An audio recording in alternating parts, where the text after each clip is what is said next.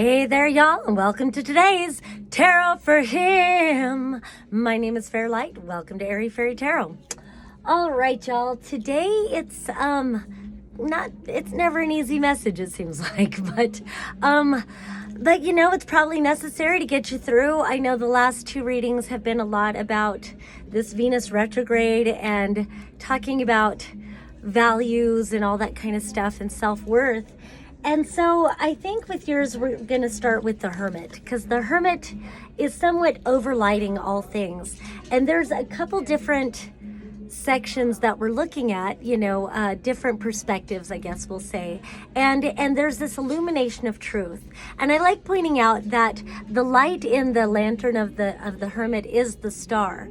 And the star, comes after the tower. That's after illusions crumble. And the star represents truth and transparency and healing and authenticity. And so it really feels like there's an overcoming of a belief system, and it's very like collective. It's very much a collective. I mean, this is a collective message for the divine masculine, which we all have the divine feminine and the divine masculine. So this is speaking to the old paradigm that we're coming out of. This is speaking to the way in which we need to evolve our consciousness. I always feel like my message is more about time, but in these cards, it's represented as money as well. So the first thing that we're going to address is the win at all costs mindset. We've got the Five of Swords, and then we've got the Four of Pentacles, and then the Eight of Pentacles reversed. And so, again, we are illuminating our beliefs about these sort of things. The win at all costs, competitive mindset, where there's a lot of greed implied here. And, this can be greedy with your money, this can be greedy with your time, this can be greedy with your energy, or this is just again, win at all costs kind of mindset. I know the other two readings tended to focus on relationships, so I kind of feel like I want to include that energy here, and the win at all costs kind of mindset. Do you do that in your relationships, especially romantic, but it can be all relationships with kids, friends, parents, like whatever, the win at all costs kind of thing. It's like they keep wanting to say that over and over again, because it's like recognizing, am I espousing a fucking win at all costs attitude? Am I being greedy? And I mean, like I said, it's never an easy message, it seems. Sometimes it's an easy message. Usually it's not. We're doing some deep work. But I think you're being asked to illuminate what your true beliefs about this are. And so I don't know what to say, but it's like very much like a closing off your heart. Very much a like, again, winning at all costs, keeping things and holding it in when you could be more generous. When with this Eight of Coins, you could make things work. You really could make things work, but you choose not to because of this whole win at all cost thing. And normally with this Five of Swords, that's what they keep calling it over and over again. But normally this Five of Swords is my gaslighting card. So not to be like all in your face or anything, but it does kind of, are you a gaslighting person?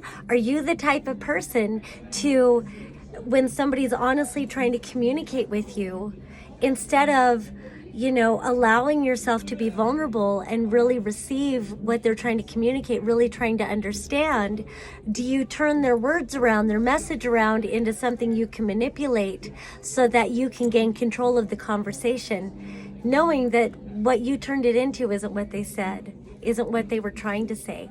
And it's not easy to hold ourselves accountable for being manipulative. And I know divine feminines do it, divine masculines do it. Again, we all have this energy within us, so I'm not trying to say one gender against the other, but then just being a me, I have experienced this with a lot of masculines that take the words because they just want to win at all costs. But, maybe I've probably been guilty of that too. Whatever. We're illuminating ourselves. I'm willing to take responsibility for myself. And so it doesn't hurt to tap your thymus and tap your throat and say, I'm willing to change. I'm willing to change the way I communicate. I'm willing to change the way I receive communication. Now, maybe you're not willing to do this, but but it's for you to illuminate what you're doing, and where are you willing to take responsibility? Because I just get a sense that one, there's a sense of like not recognizing how you're hurting others, but also how you're holding yourself back. I want to jump ahead because there's some other cards that this Hermit is illuminating, but I just want to jump ahead to where there is this King of Pentacles, but again, he's like holding this pentacle in front of his heart, just like in this card. And so again, there's some sort of a stinginess. Sometimes this is necessary because we need to protect our heart. But with this Five of Swords, that's not really the message that's coming through. And so again, it just feels like kind of a stinginess. And that stinginess, well, we've got the Moon reversed. So, oh no, the Moon is upright. We've got the Moon, I thought it was reversed, but this is like a call to look within yourself. It's a great call for a self-examination, looking inside your heart, examining your emotional self, looking at what's in the shadows, looking at what's in your subconscious. And it really feels like that's where the true wealth is. And not the fabricated fucking reality, because we're fabricating reality all the time, and we can develop a much more meaningful, deeper, honoring, loving, caring, sharing way of interaction with each other and with ourselves.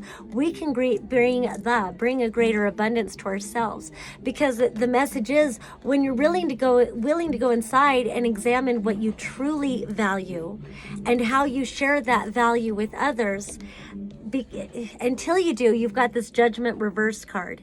And so it just feels like a very pertinent doorway is going to remain closed to you, and you're not going to level up until you become more generous with things beyond the material. When you become more generous with things beyond the plastic, beyond the material, at what level do you stop your valuing? And maybe you're just kind of superficial. Sorry, this is kind of a mean reading. I understand if you don't like it, but that's what this is about, though. You can stay superficial. You can just value materialistic things. You can continue to identify with egoic, materialistic achievements, but that's not the depth that's being asked for. That's not the healing work that's being asked of you right now. And if you stay at that level, you're never going to level up. And the Judgment card, it's about attuning yourself into the new frequencies. And the frequencies are about opening yourself, allowing that vulnerability. And then we come to the Page of Cups, which also leads to the Nine of Cups.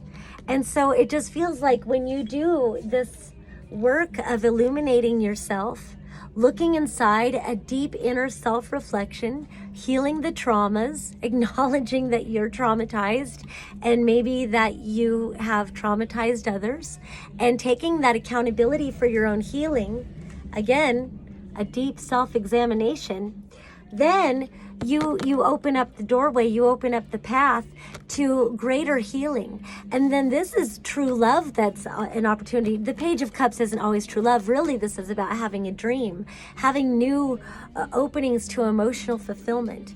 It's a new dream. It's a new dream of the earth. It's a new dream for yourself. And then you end with this Nine of Cups. And the Nine of Cups is often called a wish fulfillment card. Other decks call it happiness. But either way, this is true happiness. This is true emotional fulfillment. So it's a lot to reflect on. But you've got three major arcanas here with the Judgment card, the Hermit, and the Moon. And so it's so much about that inner divine reflection and getting connected with the deeper truth. All right, hope that helps somebody. Peace and love until next time.